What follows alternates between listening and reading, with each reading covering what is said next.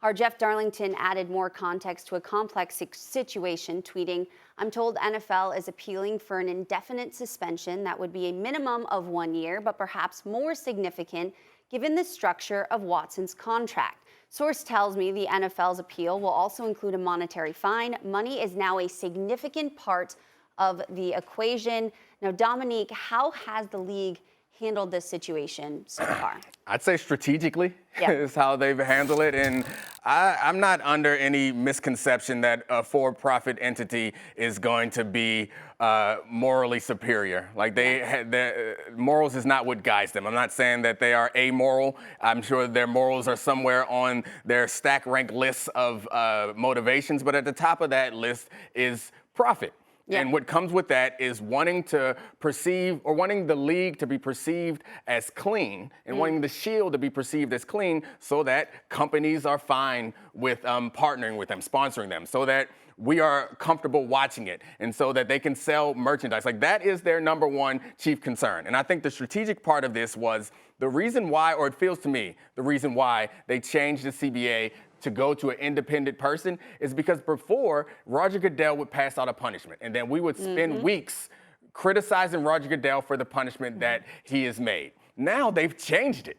So Sue Robinson can go and be Roger Goodell's shield. She can put down the punishment. And instead of us pillorying Roger Goodell, we're talking about Sue Robinson about how she should have been more harsh. And then Roger can spend these 3 days to gauge public reaction and then come in and give the appropriate punishment. And then we can say, see, the NFL does care about us. The NFL does care about women. The NFL does want to be a moral authority in this field. I think that it's strategic by them. It doesn't mean that it's been handled poorly, but we need to understand what this process is designed to do and not pretend that Roger Goodell and the NFL owners are some like moral superior, even if they end up with a punishment that we all feel more comfortable with. They did this because they are motivated to do so financially, not because they give a damn about anything else other than the money that's coming in. Well, it allows Roger Goodell to look like he's the knight in shining armor, coming in, swooping in, and handing down a much tougher consequence and punishment to Deshaun Watson. Yesterday, you and I were talking, Dominique. It was a lose-lose situation for the league. You don't want to be in this situation, certainly. It's not enviable. But you are now undermining the process. And there was fallout from that yesterday, certainly, online, a lot of people weighing in. What's the point? Why do we even have a third-party member look at this, investigate, and then ultimately come to her own objective decision if you're just going to swoop in and ultimately make the call? Now, I think the fallout would have been significantly worse if we were sitting here today and 9 a.m. had passed and they had not filed an appeal.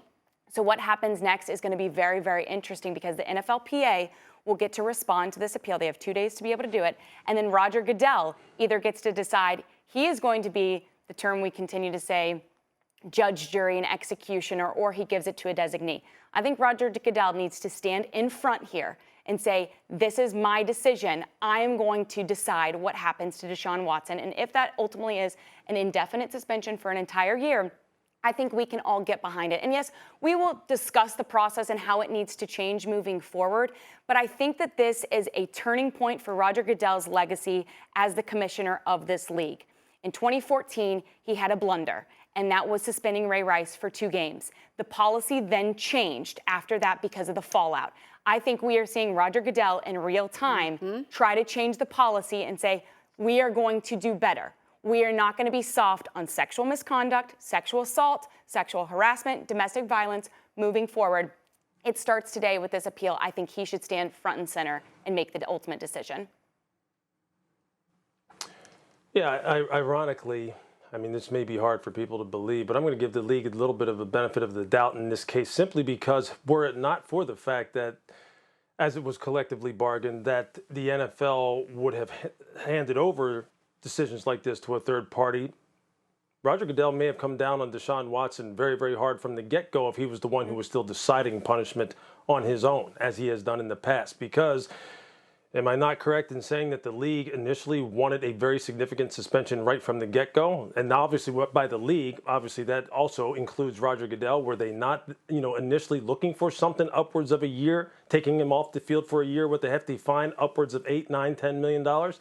Yeah, that's what the reports were saying. So I think For him, although the league has always been characterized, and rightfully so, as being much more reactionary instead of being out ahead of things, instead of trying to anticipate issues, which I understand when you're dealing with real life here, it's hard to anticipate every single issue and have some kind of ruling and or some kind of procedures and protocols in place for every single thing that could possibly pop up under the umbrella of the personal conduct policy.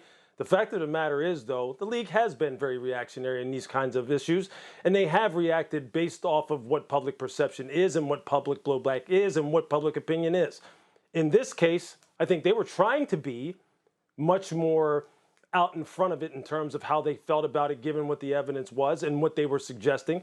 But because of what they had collectively bargained as far as having a third party decide these kind of things, they were out of it as far as initially what the punishment was going to be. Now they're injecting themselves back in it. Naturally, they're going to get a bunch of blowback in that regard because people are going to say, well, why the hell did you have a third party in the first? Thanks for watching ESPN on YouTube. For live streaming, sports, and premium content, subscribe to ESPN+.